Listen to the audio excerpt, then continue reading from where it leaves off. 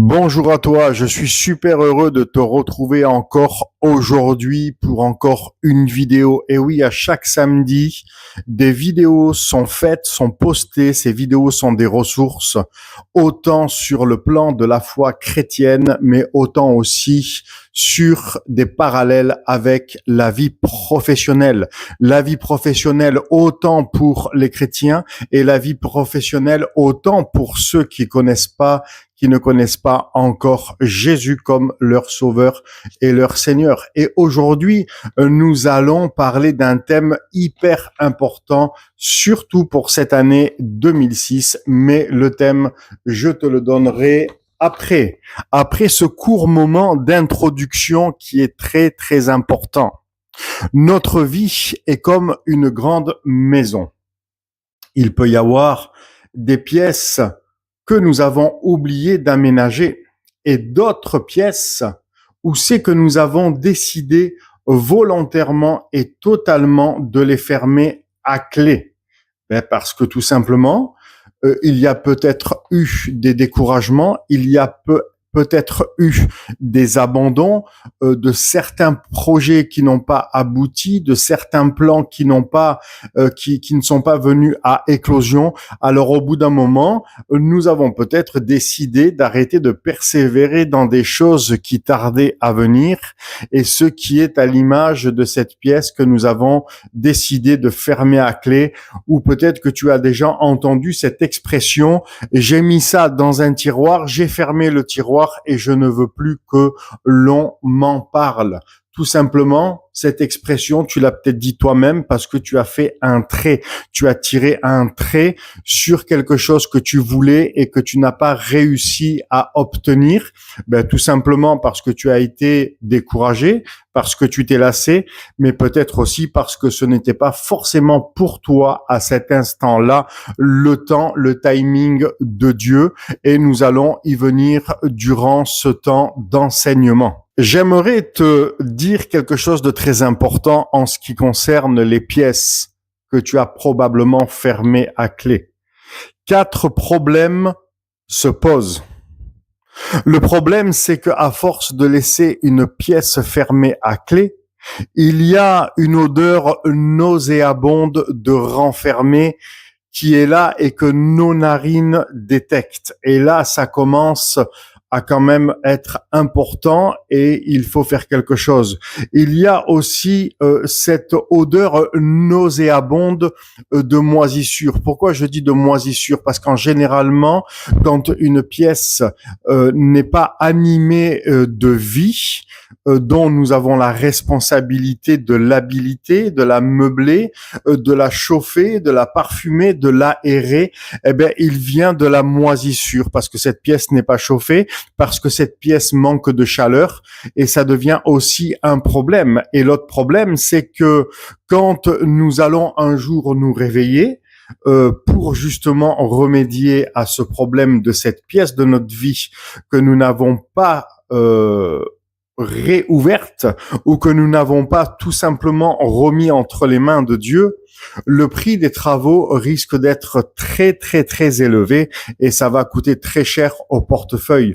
Et tu as très bien compris que c'est des images, c'est des métaphores que je donne pour faire un parallèle à ce qui peut être spirituel pour nos vies personnelles, pour ta vie personnelle. Et pourtant, cette grande maison qui représente notre vie, elle est la propriété du Seigneur, puisque tu as donné ta vie au Seigneur et que le Seigneur en a fait son temple. Donc, je trouve que c'est dommage que certains endroits de ton cœur qui représentent certaines pièces sont encore restés fermés à clé et que, en fait, le Seigneur n'a pas eu encore le droit d'y rentrer pour l'aérer, pour la parfumer, pour la meubler, pour répandre sa vie dans cette pièce. Et le Seigneur désire que toutes les pièces de nos vies, de notre cœur, soient totalement entre ses mains disponibles, soient totalement ouvertes pour qu'il puisse répandre son parfum, répandre sa vie et l'investir de son esprit. Néhémie 13, verset 9 dira, j'ordonne qu'on purifia les chambres et j'y replaçai les ustensiles de la maison de Dieu, les offrandes et l'encens. Hébreux 3, versets 5 et 6 nous dit, pour Moïse, il a été fidèle dans toute la maison de Dieu comme serviteur. Christ l'est comme un fils sur sa maison, et sa maison, c'est nous, pourvu que nous retenions jusqu'à la fin la ferme assurance et l'espérance dont nous nous glorifions. Donc, nous voyons bien que notre maison, notre vie, notre cœur, notre être entier que nous avons donné à Dieu le jour de notre réelle conversion, le jour où c'est que nous sommes nés de nouveau, où c'est que nous avons réellement expérimenté la puissance de l'amour de Dieu, la puissance de la présence de Dieu. Eh bien, le Seigneur veut non pas simplement habiter nos vies dans un F1, dans un F2, dans un F3, mais toutes les pièces, toutes les zones, afin que, en définitive, qu'il n'y ait plus de zone d'ombre, qu'il n'y ait plus de zone de peur, qu'il n'y ait plus de zone de crainte, qu'il n'y ait plus de zone de découragement, qu'il n'y ait plus de zone d'abandon, qu'il n'y ait plus de zone où c'est qu'il est écrit persévérance arrêtée, qu'il n'y ait plus de ce genre de choses, mais que tout soit reparfumé et que tout soit réinvesti par la vie de l'Esprit de Dieu, l'Esprit Saint.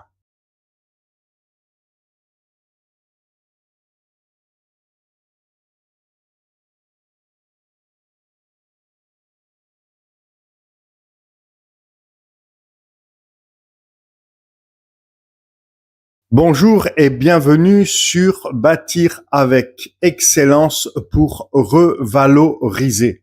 Revaloriser quoi en fin de compte? Revaloriser ta marche avec Dieu, revaloriser ta foi chrétienne, revaloriser des principes spirituels dans ta vie, revaloriser ton identité en Christ, revaloriser ton identité professionnelle au travers d'enseignements bibliques, revaloriser ta dimension professionnelle si tu es un leader d'entreprise chrétien et revaloriser simplement ton humanité si tu ne connais pas Jésus et que tu es tout autant un leader d'entreprise ou que tu es un homme, une femme qui ne connaît pas encore le Seigneur mais dont le Seigneur veut se révéler à toi pour faire fleurir ta vie, pour faire fleurir tes entreprises et pour te démontrer par là que l'existence de Dieu, l'existence de Jésus-Christ est une réalité, n'est pas un mythe, n'est pas une religion, mais c'est une réalité. D'ailleurs, avant d'aller plus loin dans cette vidéo, j'aimerais, à toi peut-être qui ne connais pas le Seigneur, te dire que un jour l'apôtre Pierre était allé en mer pour pêcher, parce que c'était son travail. Il était marin-pêcheur. Et avant qu'il devienne apôtre, donc, il était allé en mer et il a pêché toute la nuit. Et le lendemain matin, ses filets, son bateau était vide, il n'y avait rien. Et Jésus sera au bord de la mer et il dira à Pierre, va en pleine eau et jette ton filet du côté droit de ta barque. Alors Pierre dira à Jésus, Maître, nous avons pêché toute la nuit, nous n'avons rien pris. Ça veut dire quoi ce qu'il dit à ce moment-là? Ça veut dire, Seigneur, nous avons pêché toute la nuit. En général, c'est la nuit que le poisson vient. Là, on est la journée. Je crois qu'en fait, le plan que tu es en train de me dire, Seigneur, c'est un plan qui est mort. Je ne trouverai pas de poisson maintenant. Pierre, il aurait pu en fait rester sur son opinion, rester sur sa conviction professionnelle humaine. Pierre aurait pu dire, Seigneur, honnêtement, je suis fatigué de ma nuit, j'ai pas envie de t'écouter, laisse-moi tranquille. Pierre aurait pu parler comme ça. Mais Pierre n'a pas parlé comme ça. Pierre, il a dit, Seigneur, sur ta parole, je vais obéir à ce que tu me demandes. Sur ta parole, par rapport à ce que tu viens de me dire, je vais me mettre en marche et je vais faire ce que tu viens de me dire, à savoir avancer en pleine eau et jeter le filet à la droite de la barque. Eh bien, sais-tu ce qui s'est passé, toi qui regardes cette vidéo? Quand l'apôtre Pierre a obéi au Seigneur, les filets était tellement plein qu'il commençait à se déchirer. Il n'était pas déchiré puisque les poissons autrement se seraient échappés dans l'eau et sa pêche aurait été encore nulle. Mais tellement que c'était plein, ça veut dire que tellement qu'il a obéi à la parole de Dieu, le Seigneur a béni et les filets étaient pleins de poissons. Et c'est à partir de là qu'il a commencé à dire, le Jésus qui m'a parlé, ce n'est pas quelqu'un d'ordinaire, mais c'est quelqu'un dont dans la bouche, il y a des paroles de vie, des paroles de création, des paroles de puissance, des paroles qui construisent, des paroles qui bâtissent. Alors, comme je le disais tout à l'heure, que tu sois chrétien en marche, que tu sois leader d'entreprise, que tu sois pasteur, que tu sois tout simplement une personne qui regarde cette vidéo et qui n'a aucune notion des choses de Dieu, aucune notion de la foi et que à la rigueur tu sais même pas qui c'est Jésus quoi en fait. Eh bien cette vidéo s'adresse à toi aussi. Cette vidéo s'adresse à vous. Cette vidéo c'est ressources, c'est pour justement rebâtir, revaloriser, redynamiser, repropulser dans la vie de Dieu, dans la puissance de Dieu, dans la direction de Dieu et même dans ce que le Seigneur veut te dire au travers de cette vidéo qui peut être aussi une dimension et une portée prophétique. Maintenant, nous allons au premier point. Le premier point sera ouvre la porte que tu as fermée à clé car Dieu ouvre un nouveau chemin devant toi là où il n'y en avait pas.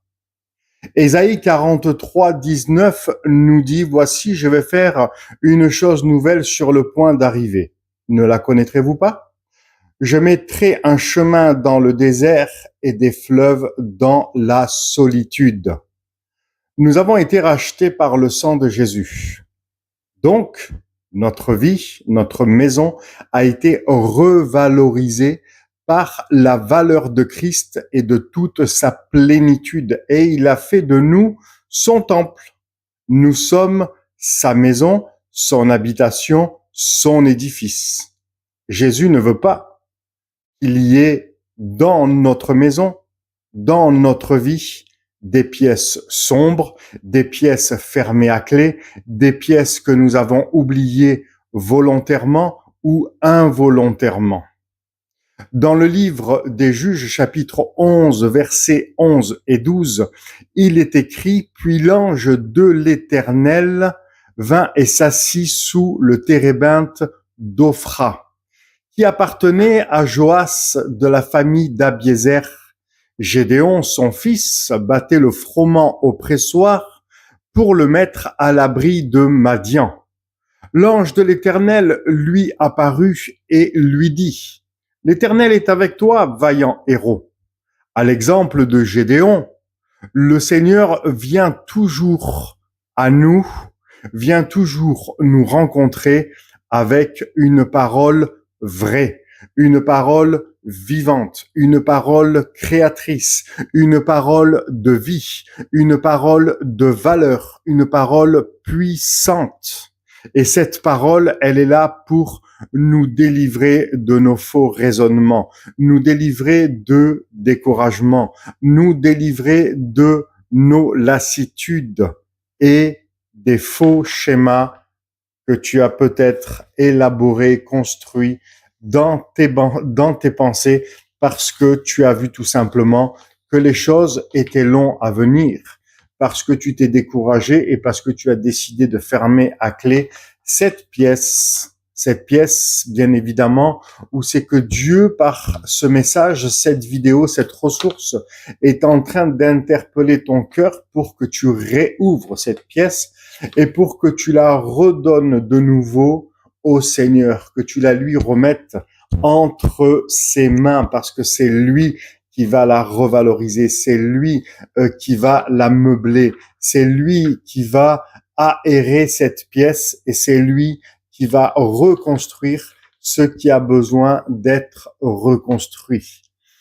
Et si tu n'es pas chrétien, si tu ne connais pas Jésus, mais que tu écoutes quand même cette vidéo et que ça t'interpelle, parce que tu t'aperçois en définitif que ce que je suis en train de dire rejoint des points que tu vis, ben c'est tout simplement parce que Jésus veut te rencontrer, parce que Jésus te cherche, parce que Jésus interpelle ton cœur et parce que tu vas vivre de très belles choses avec Jésus dès l'instant où c'est que tu choisiras de lui dire, Seigneur, je ne te connais pas, je ne sais pas si tu existes vraiment, mais si c'est le cas, comme me le dit ce gars au travers de cette vidéo, alors je veux te rencontrer, viens dans mon cœur maintenant.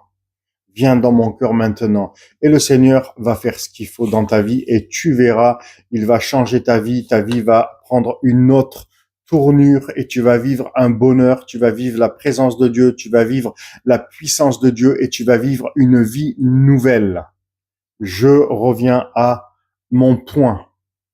Nous voyons bien au travers de ce que nous avons lu par rapport à Gédéon, ce qui lui a été dit, l'Éternel est avec toi, vaillant héros. Nous voyons bien, la pédagogie divine. Quand l'ange de l'Éternel dit à Gédéon, l'Éternel est avec toi, vaillant héros, cela va conduire Gédéon littéralement à ouvrir la porte de ses doutes, la porte de sa position, et la porte de ses incompréhensions.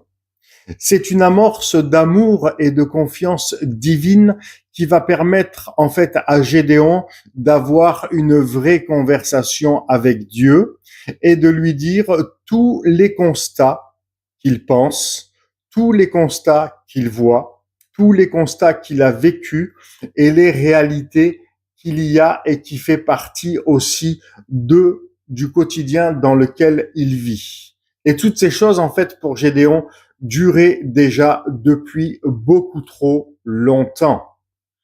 Dans le livre de Juges, au chapitre 6, verset 13, Gédéon dit à l'Éternel, « Ah, mon Seigneur, si l'Éternel est avec nous, pourquoi toutes ces choses nous sont-elles arrivées ?» C'est une très bonne question et Dieu veut que nous lui posons ce genre de questions quand il y a des temps de crise et quand il y a de temps d'incompréhension. Tout simplement parce que ça évite d'avancer la tête baissée comme une autruche, ça évite de persévérer inutilement alors que Dieu a quelque chose à nous révéler pour que dans notre marche, nous puissions tout simplement comprendre ce que Dieu veut de nous et que nous puissions devenir vraiment efficaces dans la persévérance. Donc Gédéon dit, pourquoi ces choses nous sont-elles arrivées? Où sont tous les prodiges que nos pères nous racontent quand ils disent, l'Éternel ne nous a-t-il pas fait monter hors du pays d'Égypte? Et maintenant, pourquoi l'Éternel en fait nous abandonne entre les mains de nos ennemis, entre les mains de Madian? Donc nous voyons bien que Gédéon a un cœur pour Dieu parce qu'il veut comprendre et parce qu'il s'intéresse à cette situation qu'il trouve totalement anormale. Et j'oserais dire par là que Gédéon n'est pas un religieux qui suit un troupeau parmi les aveugles. Il veut comprendre ce que Dieu veut, ce que Dieu fait, ce que Dieu dit, ce que Dieu a décidé. Ne spiritualisons pas nos situations derrière le déguisement du religieusement correct. Quand Dieu lui-même veut qu'on lui en parle, en vue de recevoir sa solution et sa direction. Gédéon avait très bien compris que face à cette situation, il pouvait parler avec Dieu sans aucun filtre, sans aucun tabou tel qu'il soit. Les tabous, ce sont les religions qui les ont mis. Les tabous, ce sont les hommes religieux qui les ont mis, parce que soit des fois ça sort du système religieux dans lequel ils sont, ou soit des fois parce qu'ils ne maîtrisent pas le sujet et parce que tout simplement ils ne veulent pas être discrédités aux yeux des autres personnes. Mais cependant, avec Dieu, il n'y a aucun tabou, on peut tout lui dire à tout niveau, à tout sujet. Et ça, c'est ce qui a permis à Gédéon de rebâtir sa foi en réouvrant la parole de Dieu qu'il lui avait fermée. Et Dieu a tout réaménagé dans sa vie. Car il avait déjà prévu d'ouvrir un chemin là où il n'y en avait pas. À savoir, Gédéon, plus tard, va vaincre les Madianites, les ennemis, qui montaient contre Israël à chaque fois pour piller, pour détruire. Et Gédéon deviendra en Israël un juge pendant quand même 40 années de sa vie, et ce n'est pas rien. Le deuxième point, c'est tout simplement, aujourd'hui, Dieu te dit, marche sur l'eau. Et cela n'est pas impossible puisque l'apôtre Pierre l'a fait. Et chez l'apôtre Pierre, nous allons certainement pas regarder le moment où il a regardé les vagues et qu'il a commencé à enfoncer dans l'eau, parce que ça serait quand même trop facile de regarder ce petit détail qui pourrait paraître négatif. Mais nous n'allons pas regarder cet aspect-là de Pierre. Nous allons regarder que Pierre a osé sortir de la barque, lui qui n'avait pas de dimension divine, mais qui avait simplement une dimension humaine, de la même manière qu'il a écouté Jésus pour lancer les filets en pleine eau à droite de sa barque et qu'il a fait une pêche miraculeuse. De la même manière, il va obéir de nouveau à Jésus et il va marcher sur l'eau. Et n'oublions pas que le texte nous dit, quand il a commencé à enfoncer dans l'eau, Jésus le prit par la main. Ça veut dire qu'il était arrivé à côté de Jésus. Donc, c'est super important de comprendre que marcher sur l'eau, ça fait partie de ce que le Seigneur nous demande et de ce que le Seigneur te demande. Ézéchiel, le livre d'Ézéchiel, chapitre 47, verset 5, nous dit « Il mesura encore 1000 coudées. C'était un torrent que je ne pouvais traverser car l'eau était si profonde qu'il fallait y nager. C'était un torrent qu'on ne pouvait traverser. » Maintenant, dans Matthieu 14, versets 28-29, il est écrit « Pierre répondit, Seigneur, si c'est toi, ordonne que j'aille vers toi sur les eaux. » Et Jésus lui dit « Viens. » Pierre sortit de la barque, marcha sur les eaux pour aller vers Jésus. Ça correspond à ce que je disais au début de ce deuxième point. Donc, Pierre a exécuté, a obéi à la parole de Dieu, et c'est ça qui a produit le miracle. C'est pour ça qu'il a marché sur l'eau. Et me semble-t-il, Pierre est le seul homme, je dis bien le seul homme, je parle pas de Jésus là, mais Pierre est le seul homme qui a marché sur l'eau, sur une parole divine, une parole de puissance. Gédéon a vécu ces deux étapes. Suite à cette rencontre avec l'ange de l'Éternel, Gédéon, il a nagé en pleine eau. Ça veut dire quoi? Ça veut dire que Gédéon s'est laissé porter et remplir par l'Esprit de Dieu et réouvrir la pièce que lui-même avait fermée pour rétablir sa confiance en Dieu. Il posera 2 toisons dont il verra lui-même le miracle divin. Et c'est ainsi que son cœur d'adorateur sera aussi rétabli. Pourquoi? Parce qu'il a eu une réelle rencontre avec l'Éternel, parce qu'il a eu une réelle conversation avec Dieu, parce qu'il voulait vraiment savoir pourquoi en fait les choses ne tournaient pas rond, pourquoi les choses n'allaient plus comme leur père leur avait dit qu'il s'était passé autrefois. Pourquoi en fait ils ne vivaient plus cette dimension de miracle, cette dimension de puissance. Et là, grâce à cette rencontre avec l'ange de l'Éternel, avec cette conversation qu'il aura, il retrouvera sa foi et il retrouvera son cœur d'adorateur, puisqu'il apportera lui-même à l'ange de l'Éternel un sacrifice d'adoration à l'Éternel. Vous pouvez le lire dans le livre des Juges au chapitre 6. Tout est inscrit dedans, chapitre 6 et peut-être même le 7e. Dieu est le pédagogue par excellence dans les étapes qu'il met en place pour ta vie, pour nos vies. Car nous voyons bien qu'il a fait passer Gédéon par la suite à la prochaine étape. Et Gédéon aussi a marché sur l'eau, tout comme l'apôtre Pierre. Ces deux étapes, en fait, marchent ensemble. Elles sont indissociables. Pour marcher sur l'eau, il faut d'abord se laisser porter par le Saint-Esprit. Il faut d'abord se laisser remplir du Saint-Esprit. Et c'est très important. Nager dans le torrent du Seigneur, ça veut dire se laisser remplir, se laisser porter par le Saint-Esprit. Et une fois qu'on est rempli du Saint-Esprit, on entend la voix de Dieu. Et quand le Seigneur nous dit, allez, viens maintenant, et qu'il y a de l'eau, tu peux marcher sur l'eau, alors nous y allons et nous marchons sur l'eau.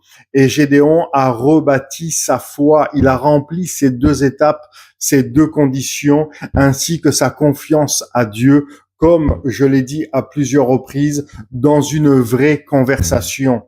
Dieu, ce qu'il voit, c'est nos cœurs.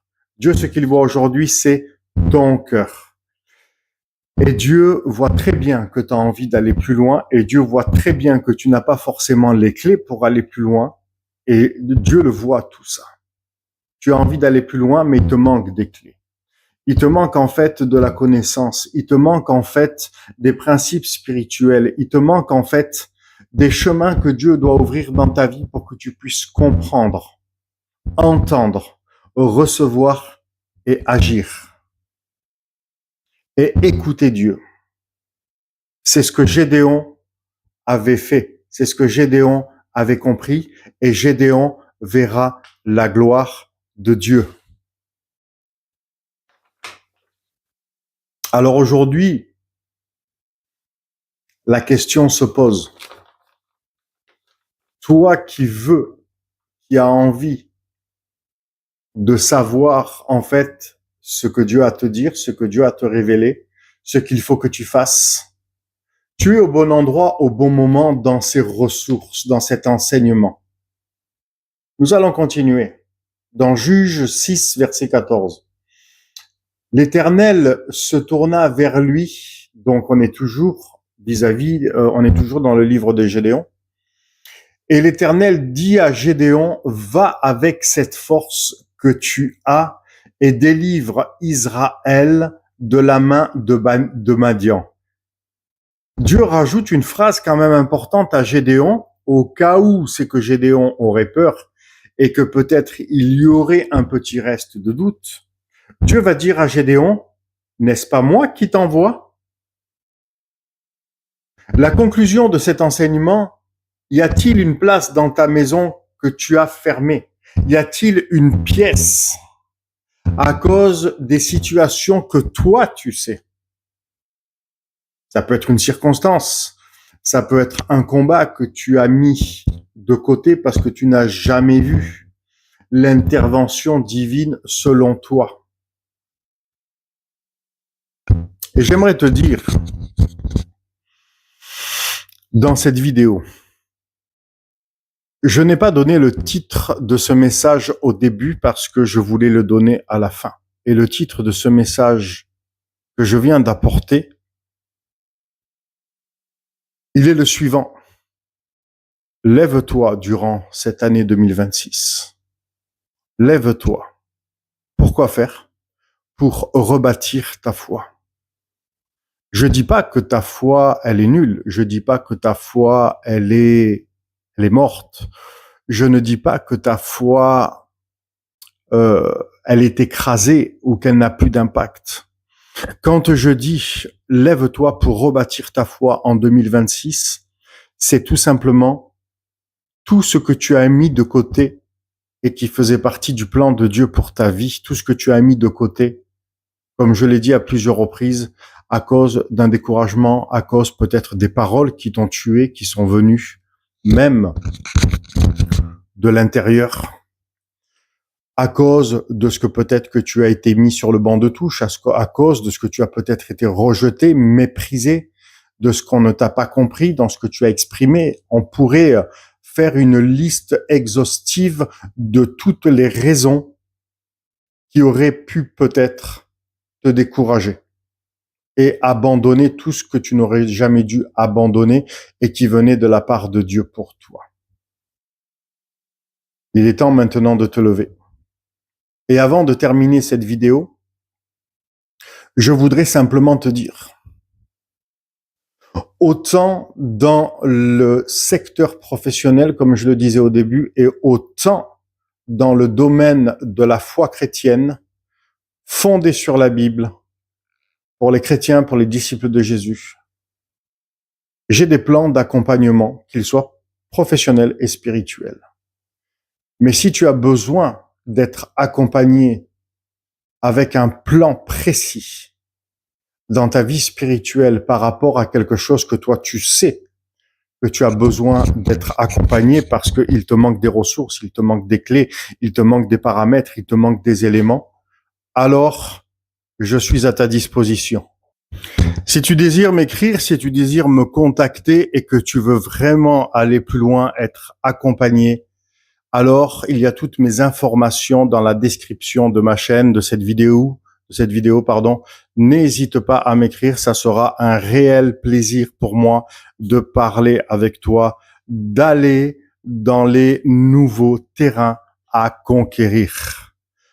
Je te dis à très vite, demeure ultra béni et je te rappelle que en 2026, il est temps pour toi de te relever, de te lever pour rebâtir ta foi parce que Dieu a des nouvelles choses en vue pour toi et tout ce que tu as mis de côté, c'est sur le point de fleurir.